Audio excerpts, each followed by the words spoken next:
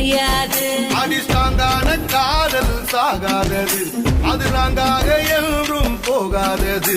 நாம் கூத்தாடவும் கை கோத்தாடவும் மனம் காத்தாடி போலாடுதே.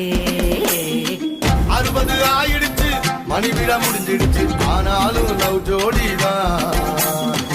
20 ஆரம்பிச்சோம், இன்னமும் முடியலையே நம்மோட